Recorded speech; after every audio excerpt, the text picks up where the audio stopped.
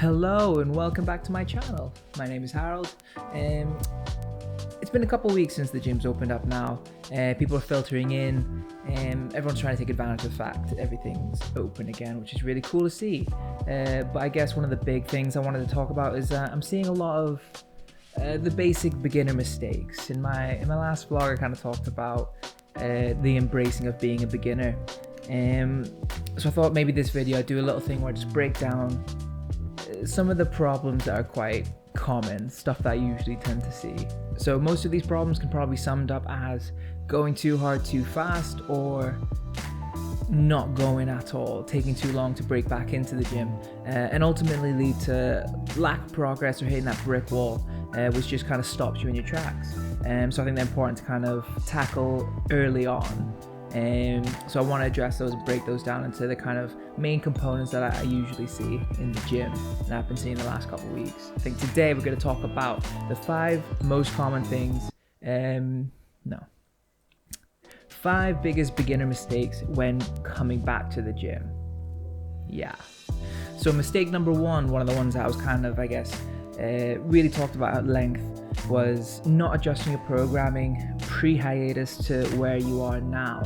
To assume everything's the same and things don't change after taking a long time off and not training yourself in the same way that you probably were training yourself beforehand, or even if you just haven't even begun the process at all.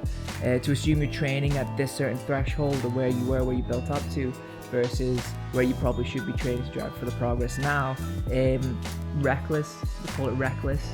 Things are different now, you're different now, and your training should be different now. You should adjust for where you are right now and not for where you were beforehand. And that's as simple as just taking it a little bit of a step back, just doing a little bit less weight or a few less sets or reps. It's just doing a little bit less and adjusting for your body's ability to adapt as it is in its current form.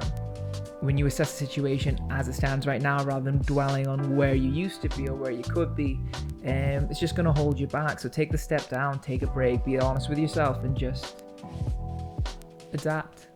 So second biggest one, which again pertains to maybe not taking that step back, is using soreness as an indicator of training and progress, using it as your barometer, measuring stick, whatever, as your guide for how well you're doing in the gym.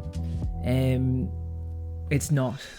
And this holds true for any stage of your training career. If you're aiming for that soreness, if you say, it's easy to find yourself, wow, I had such a sick session, I can barely walk today.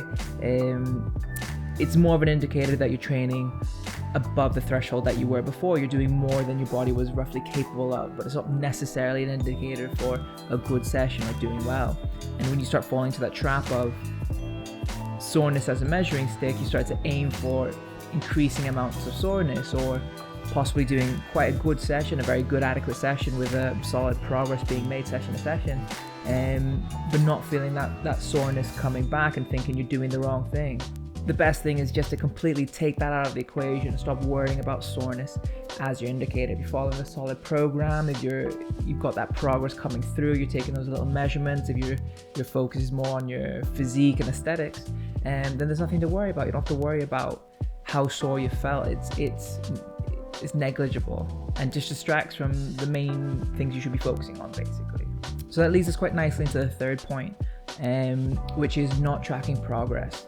So this again kind of holds true throughout your training career. You should be tracking your progress. You should be seeing where you're going, what you're doing, and making sure you know what's working and what's not working. If you don't track what you're doing, you never know what's going to be the main thing that's doing you good, doing you well. And when people tend to come back, and I'm a bit susceptible to that as well, is you think it doesn't really matter. You think, well, I used to be doing X amount of weight and now I'm only using this weight, and you feel like, don't worry, I'm just going to breeze through these, I'm just going to kick myself back into gear, and then I'll start focusing and taking it more seriously down the line when I start getting to more respectable weights, or whatever you think is respectable weight. But the point still stands. At one point that was probably a weight that was your max weight, that was probably what you were using in your usual training cycle. No one started at the end of their game, they all start at the beginning. I think the point is, if you accept the fact that you are kind of in the beginning again, you have a lot of the knowledge behind you, you know, hopefully you built some form on you, you know what you're doing, you know how progress goes, you know where your usual kinks are. You still got to track your progress now. It's just as important now as it will be in 5 months' time. Just get in the habit, just do it well, just make sure you know exactly what you're doing. It's the same saying of what gets tracked gets managed, or what gets tracked gets, I can't remember. The point is, if you track it, you'll know whether or not you're progressing.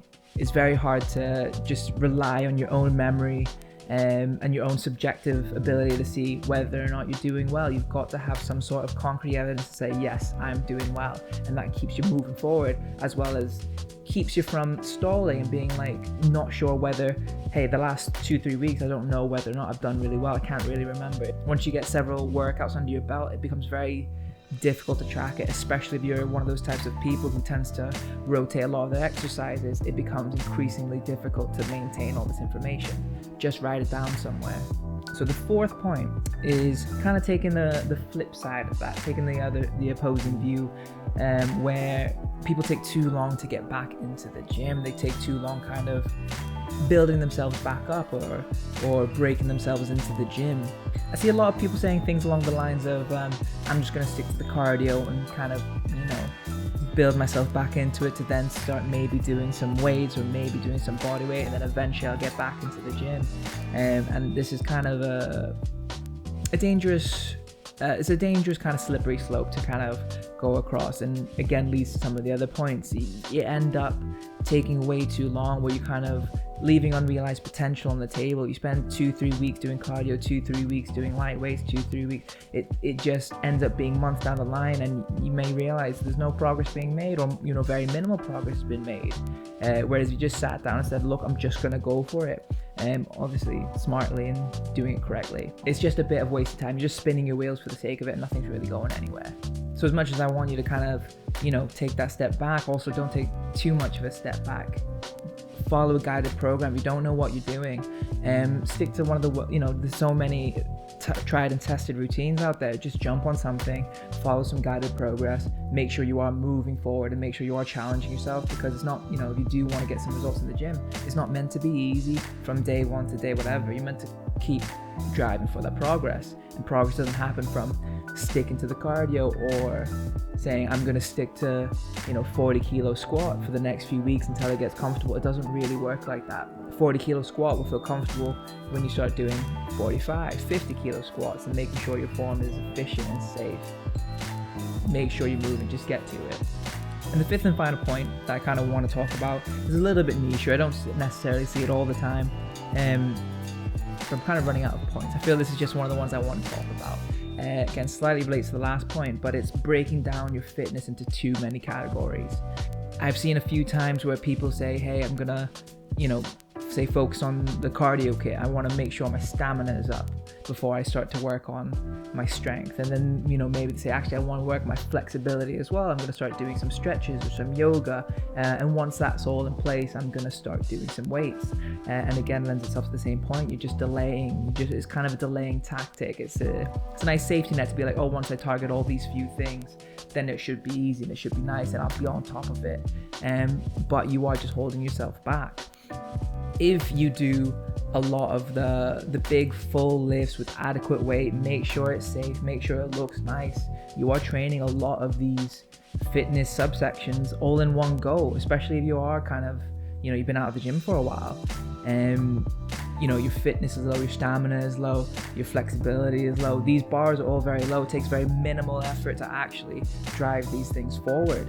And if you think about the full depth squat, you actually do end up stretching a lot of your muscles. You're getting to a very deep, you know, it's multiple joints being flexed to the nth degree all the way back. You are stretching out these muscles and taking the joints through the natural range of motion, and the weight only helps that. If you try to do it by yourself, it's kind of like an assisted stretch. It's forcing you into these positions to stretch out those muscle bellies, which is awesome. As well, the stamina thing, I felt it myself personally when I first came back.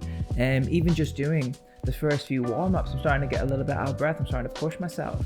And that's going to train your stamina because your level is quite low. So unless your end goal is to kind of focus on like cardio, say you're a runner, you like doing marathons, sure, okay, that makes sense to go back to running. But if your main goal is just to be generally fit and generally healthy, you know, a lot of people is more to get in good shape. To get in shape, you know, you have to build some muscle bellies. You can't just lose the weight. Most people who specifically focus on weight loss and just do it through diet and cardio tend to be, from what I've seen, quite unhappy with the way the body still looks near the end of it. Whereas when you pack on a little bit of muscle and give you that shapely figure, that's when you're happy. So spending too much time dividing all these categories is just a waste of your time. Do a nice guided basic program, and that's going to train all these facets as you go along. If you then need some extra level of you know, you have specific needs, like you have specifically tight shoulders, specifically tight hamstrings, you can supplement your routine with these.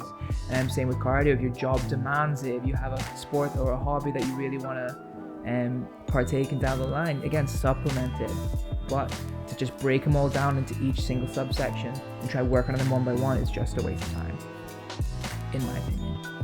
So in terms of mistakes, I think that's basically it. Solution, just to, you know, put into a little package, just follow a program, follow something. If you don't, you know, I think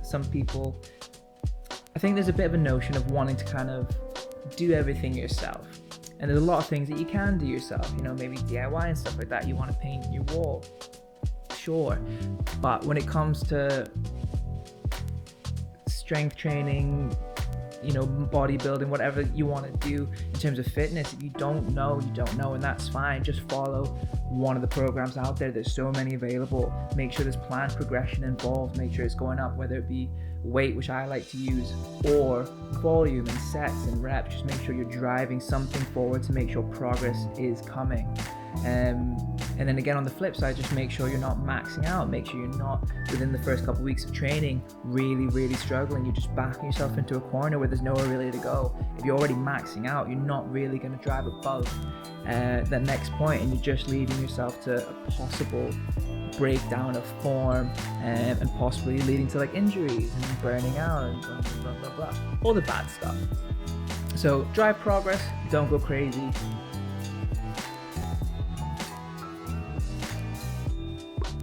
That's the main point.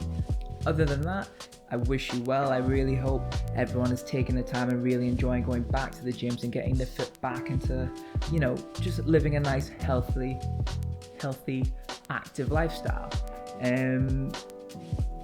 Hope you learned something. If you did, please subscribe. Helps me out. Makes me feel good. Other than that, have a lovely day. And I'll see everyone later.